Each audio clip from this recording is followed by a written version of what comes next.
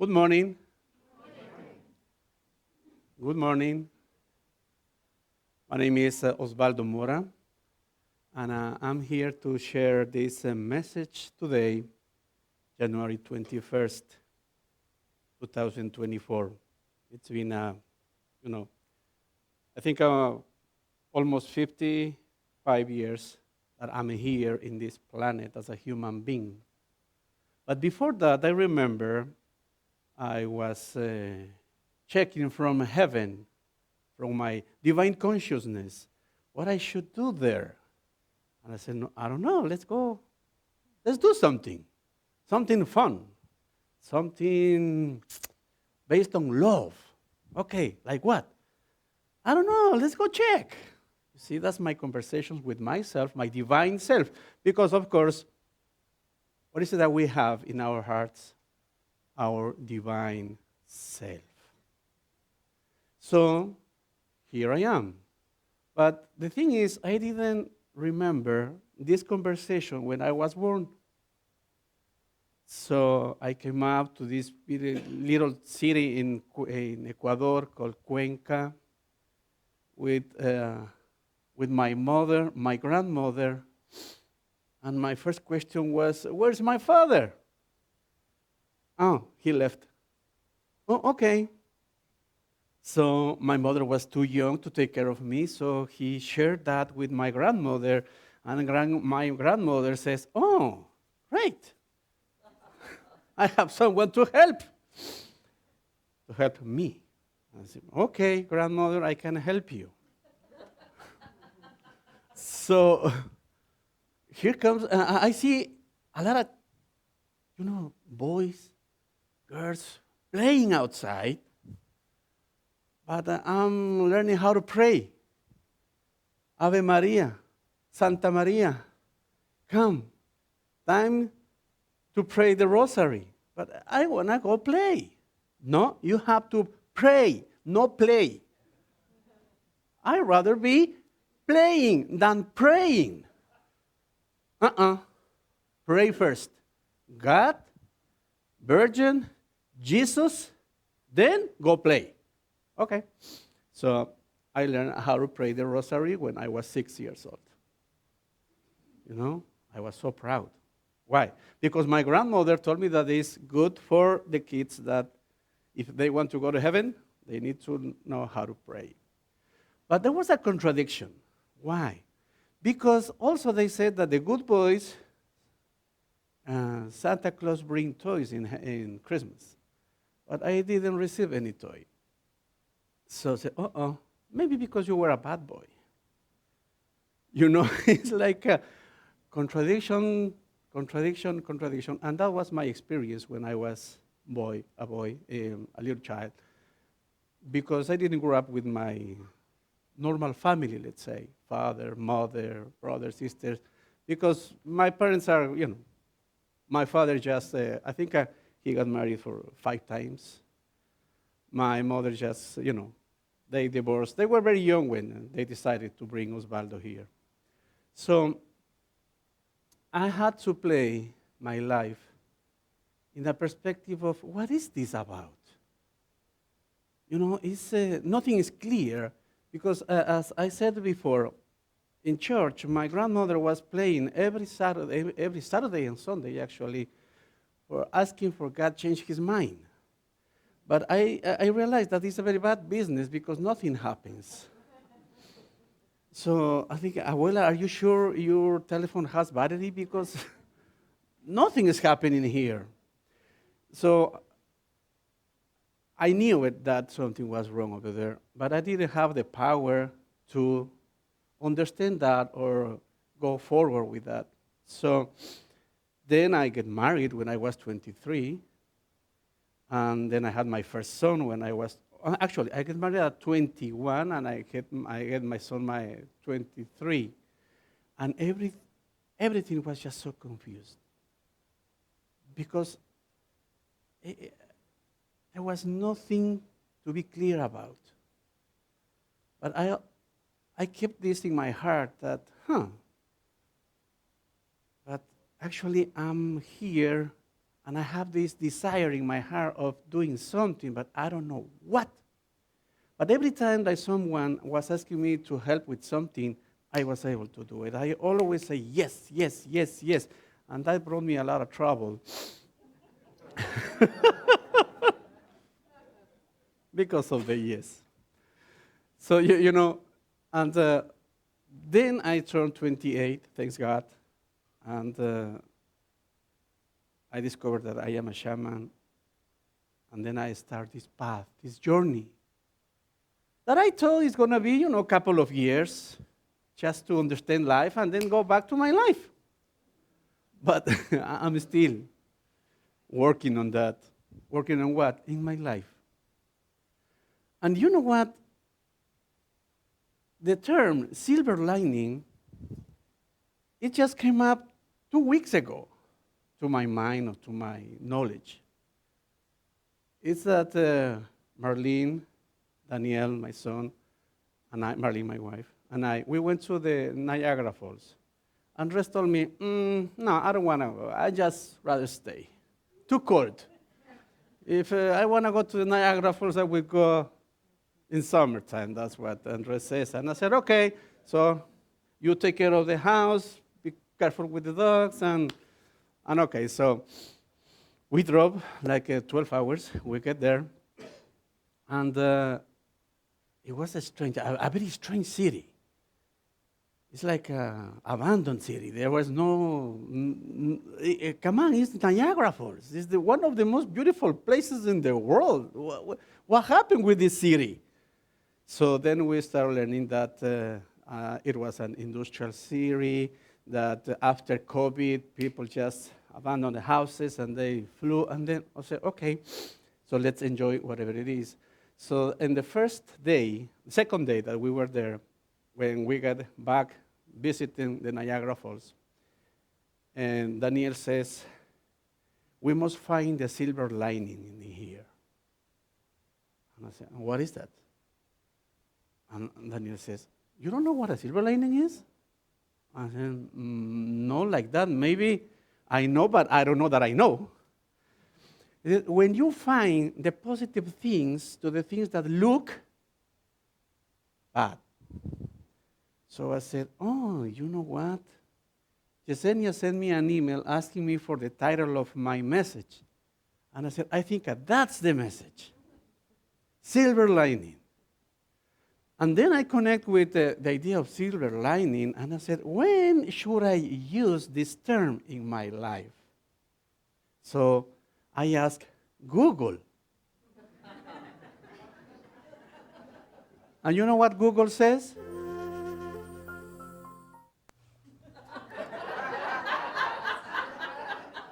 Use the term silver lining when you want to emphasize the hopeful side of a situation that might seem gloomy on the surface. The common expression, every cloud has a silver lining, means that even the worst events or situations have some positive aspect. Thank you, Google, I said.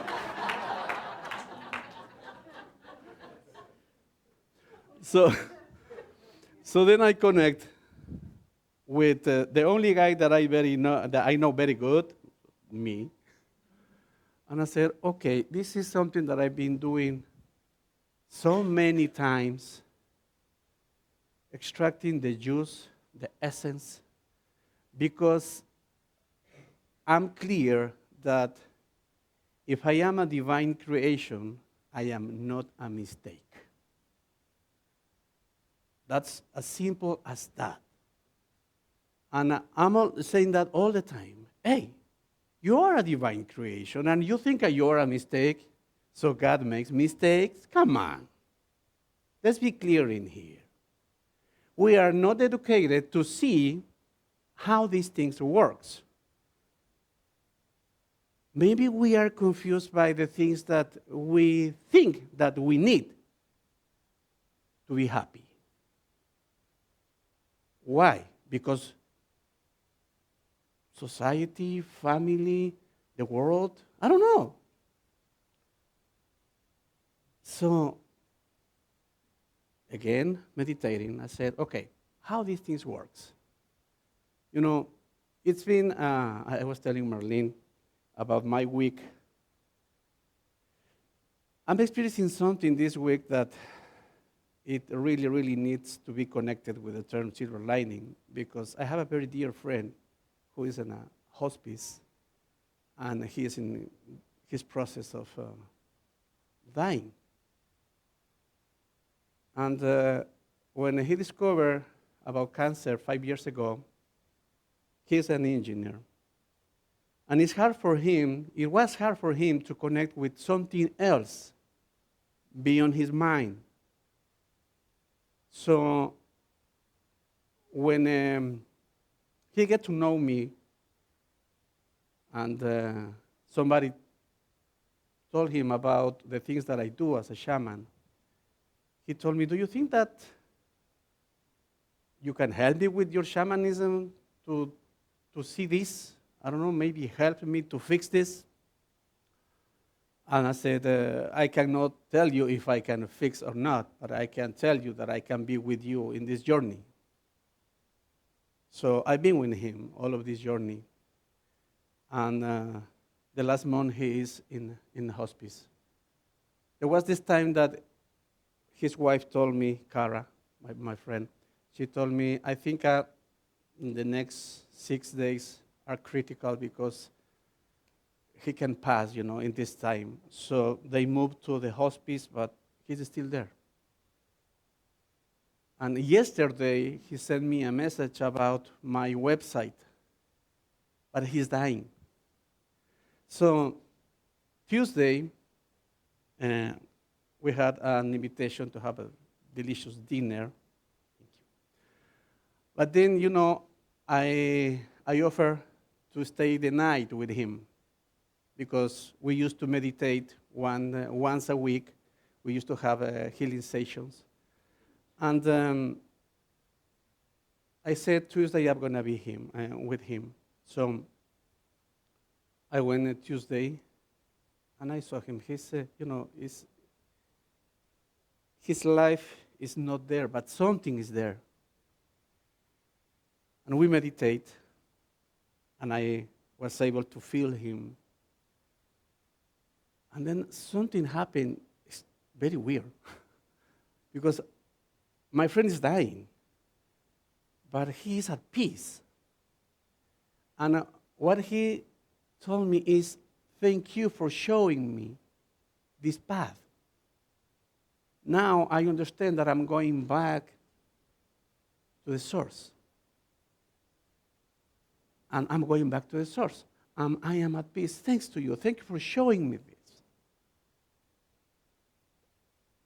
And again, I was confused. I said, what should I do here? Say, thank you, Eric, for being this, or oh, my friend's dying. Silver lining, Osvaldo. So then I pick all the good things that Eric has given to me in this time of our relationship. And I was able to breathe, and I was able to smile. And I say, thank you, Eric, because thanks to you, I understood what is being real and not. Because that's his words. No, that's not real. That's not real. That's not real. So when I gave him my idea about my website, he told me, no, you must be realistic.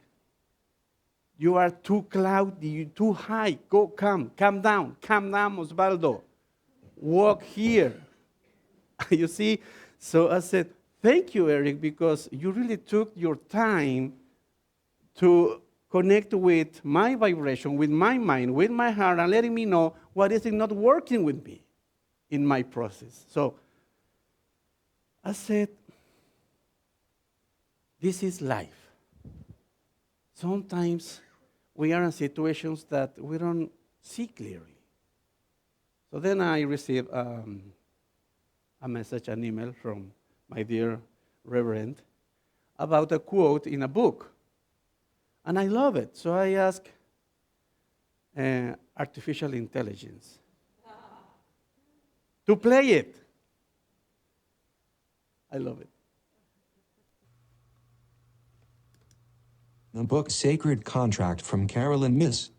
At crucial points in our lives, we are placed in situations that require of us unaccustomed skill, courage, or wisdom. Such moments are indications that our sacred contract is in play, but how we respond to these moments is up to us. Examine your own life and look for unusual challenges that presented themselves and that seemed to go against the grain. Thank you, Google. You know, there are points in our lives where we are placed in situations that require an special skill, courage, or wisdom. If we don't use our spiritual connection, we won't be able to get there. Because we can be complaining all the time, complaining all the time.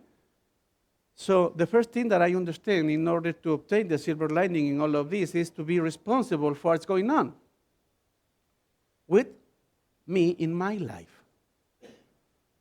How can I get the good things of the bad things if I'm blaming you for all the things that are in my life? First thing that I understand is okay, yeah, because over here says, Carolyn Myss, that my skill, my power, my wisdom, my love, to examine my own life, to check my own life, to see where is that I am. No, where you put me. No, where I am. So you see, that's the first I need to understand that there is a possibility that I can get the silver lining of this event. Perfect. Then I won't blame you for being here. I will be responsible and I say, you know what? This is me. I am here. I brought myself here. Here I am. Now what? Okay, so now I need to, instead of complaining, crying, or going dark, I'm going to see the light. I'm going to see the power. Somebody told me, oh, I learned that Ecuador is suffering violence in this moment. Is darkness present? So I said, stop. In Ecuador, we have the opportunity to experience our light. As Charles Fillmore says, darkness has no place in us if we don't allow it. So, it's a good opportunity for everybody in Ecuador to remind themselves that we are light. So, oh, there is darkness. No, that's wrong. No, come on. There is darkness. I am light. You see, that's the invitation that Carolyn Myss is making right now. You know, be the light. Be the wisdom, be the faith, be the love, be. So then I said, okay, Carolyn, this is a very interesting way to put it. And when I see my friend in his process, now let me tell you, with the honest in my heart, that I really appreciate this experience with him. Because there is no other way. He is the one who is dying and he's not suffering. Because he's seeing the silver lining here when he tells me, thank you for helping me to see the light, to understand how these things works. So what I said is, maybe we fail in our intentions of getting you out of the cancer. But you know what, my friend? When you come next time, now you have in your consciousness planted the seeds of spirituality. Because this is a not ending cycle of existence. You see? So silver lining is giving me the opportunity to see beyond this flesh, beyond your face, beyond everything else, because we are just one divine expression. And that's eternal. So, in order to finish this,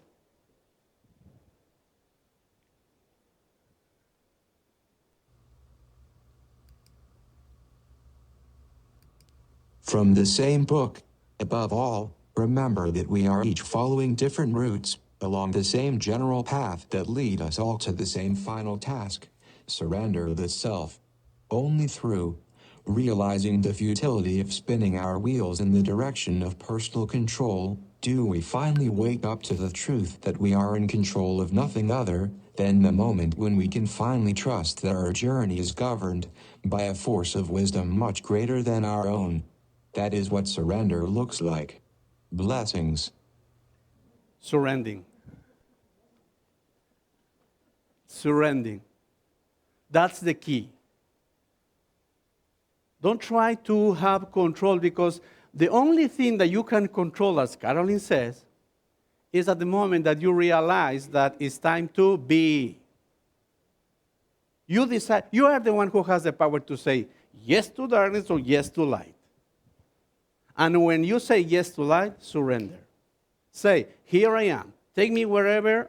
As San Francisco said, make me an instrument of your peace. Make me.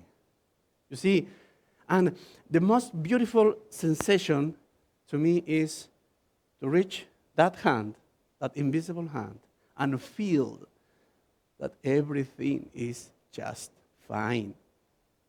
Even though right now I don't see it, but in my heart I know, because I'm holding this hand that is telling me that everything is fine. I'm sharing that with you. Thank you very much.